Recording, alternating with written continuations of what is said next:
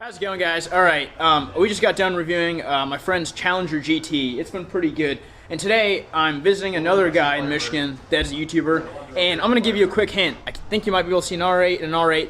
His garage is Audi, Audi, another Audi, and another Audi. So, if that gives you any hints, it's a lot of Audis. I don't know if my M3 is going to cut it here, but we've got EddieX here.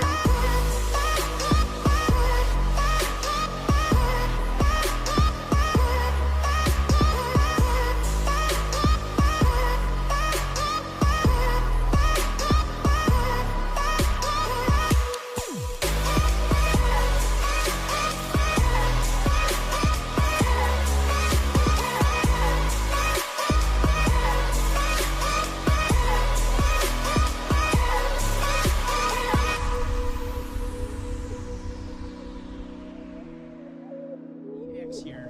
He's got another YouTube channel, vlogception right now, but no, I think it was 0 degrees this morning with a -17 wind chill or something like that. 5 degrees when I was up. I don't know. Yeah, Ohio's better, but I'm just kidding. This clown claims Ohio is better.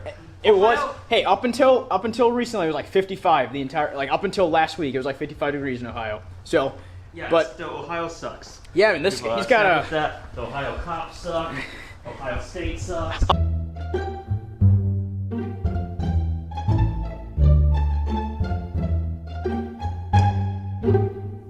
Both the R8s are 2011s, and they're both V10s. Eddie's got the Spider. They're both gated, which is really cool. I don't know the paint specs on this. What are the colors? This is white, and this is red. Fair. Yeah, I was gonna say that. I don't want the Audi community to roast me. I don't remember the names. This is like Ibis white or something? I don't know. I've got no clue. I'm a bad R8 owner. I have no idea what color what paint is. And then today we're going to, I brought my M3, and we're going to see how the M3 does with the S4. It's a little too cold to bring the R8s out, so that'll be a winter time. His R8 is for sale right now, so, hit up his Instagram. I'll put all his information right here. But we're going to do a little comparison between the S4 and the M3, and let's just see how it does. We got Eddie. He's going to be driving. We're going to take the M3 first, and you've been in. I've been in many of these. Yeah, I almost bought one of these. Okay, you should have. 4 Audis and no Beamers in the garage. I bought the Mustang instead. Oh, okay, we'll have to talk about that. How'd you like that 302? Oh, that was great. I love that. Was it? Okay. Yeah. I thought it was more fun to drive than this, which is why I did that. And I've had a connection to Mustangs since I was a kid. Is there a short throw shifter in here? I don't think so. It's just the length of the shift. Why did in 4th gear? So, ironically, it needs to be. You can lift this up and recalibrate it. Okay. Until you get driving, it doesn't tell you that you're in 2nd, and it'll jump like back and forth. Yeah. Unless it's telling you go to 4th gear, but that wouldn't make any sense either. I don't think so. I think it's just really. So I actually don't like this at all. Okay. But I like the feel of the shifter. Yeah, I like the size of the knob. Yes. I just talked about the size of a knob. I don't know if I like that. I like them big and girthy. Oh God. we got J. Cole back there, but don't call me by my Instagram name. no, it's the traction light is just flashing. Yeah. I honestly, on the P0s, this thing was all over the place. Okay. I got Michelin XI3s. It's what they had, and I needed them that day. Oh, I thought they were Blizzaks. Okay. So, this is the thing. I wanted Blizzaks. They don't make Blizzaks for 19-inch wheels for 245s in the front. So, he's like, I have to get you special order Blizzaks. We're looking at $1,400 for a set of winter tires. And I was like, $1,400. He's like, I'll cut you a deal. Yeah. And he's like, I'll get you XI3s, which other than the name, they perform the same as Blizzaks. I'm like, all right. He's like, I'll get you that. I'll throw in our house brand wheels. He's like, they're nothing special, but they're a lifetime warranty, structural warranty. Discount tire. Oh, discount tire. And they were like, let me give you the lifetime warranty and sensors for $1,560. I'm like, you know what?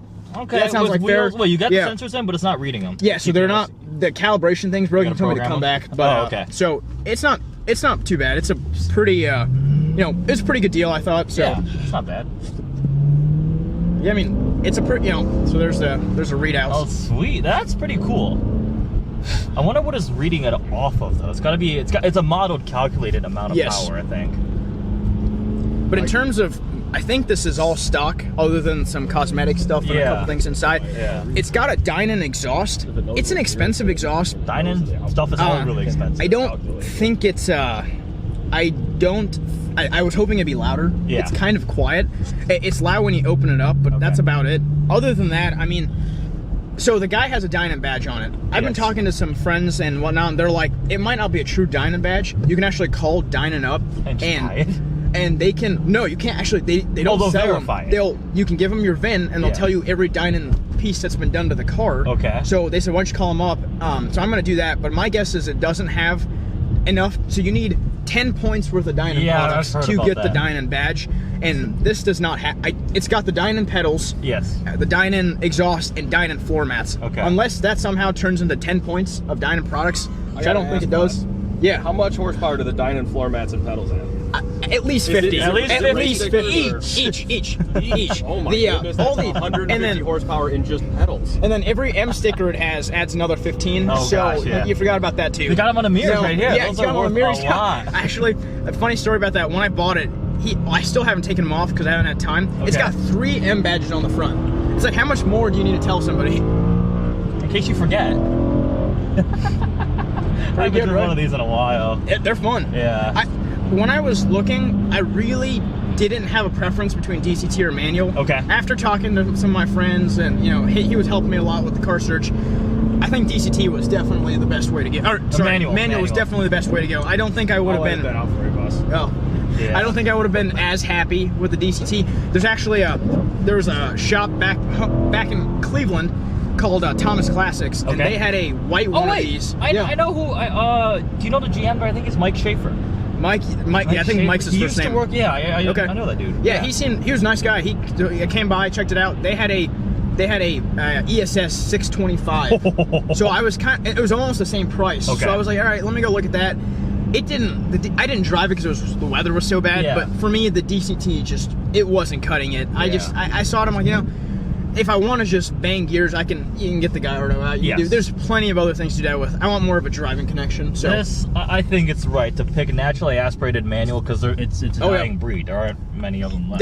There's not. This is a fun little car, and people they're not gonna like that this is my daily, but you know what? What's wrong with that? I would daily it. So okay, I love the M community. But there are a lot of toxic owners in the M community, and well, you know what they say about BMWs and porcupines? Difference is the BMW, the pricks are on the inside.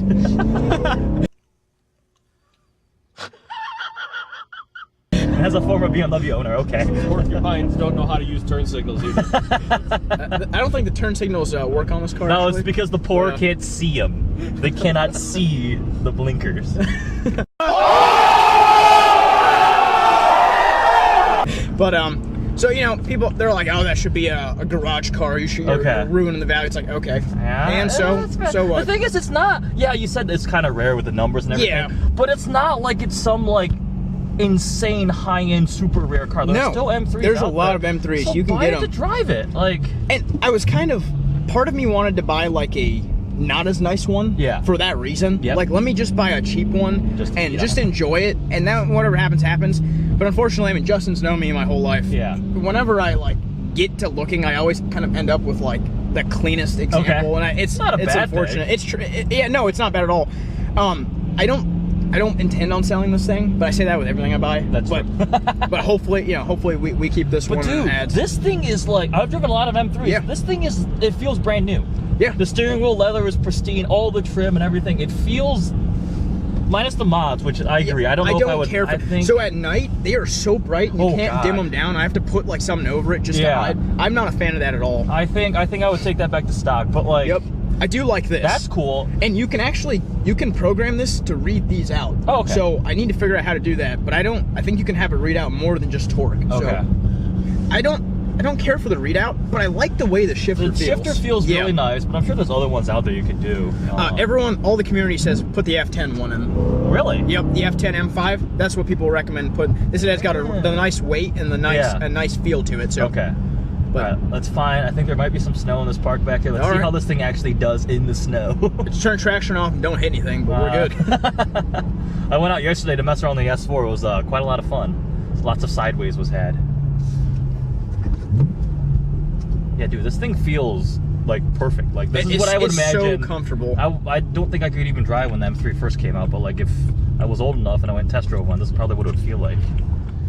Yeah, when I call the dealership up there, they really they were a Ford dealership. Yeah. They did have other vehicles, but they really didn't know the true value. Like they knew, it was valuable, but they were like, you know what?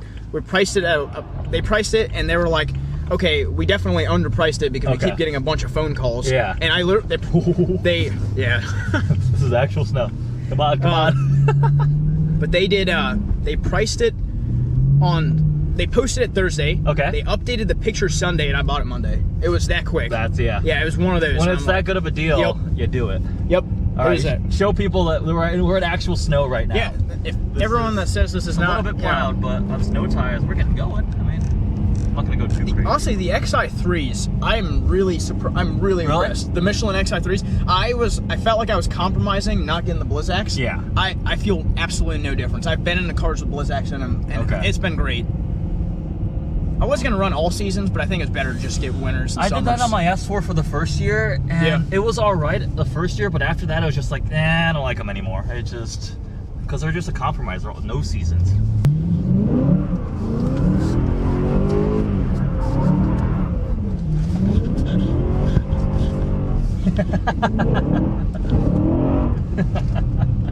Alright, that's fun. That's pretty fun, good. Right? Yeah, that's pretty fun. I mean, I don't know how the S4 is, but S4 can't do that because it's all-wheel drive. Can you turn? Is all the safety features? Can you turn them off, or do they automatically kick on? You can turn stability control all the way off, and I do have I have the sports diff on mine, so you can go a little bit sideways, but not like a rear-wheel drive. Like we wouldn't have been able to do that. Nah, not at all.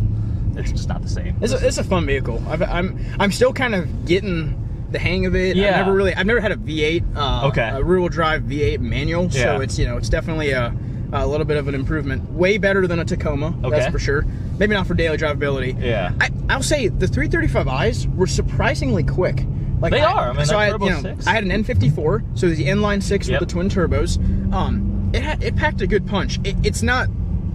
I think a lot of times 335 owners that jump up to M3s, they're always like, I finally get it. Yeah, I understand what real car what the difference is. To me, when I owned the 335i, I really didn't get it.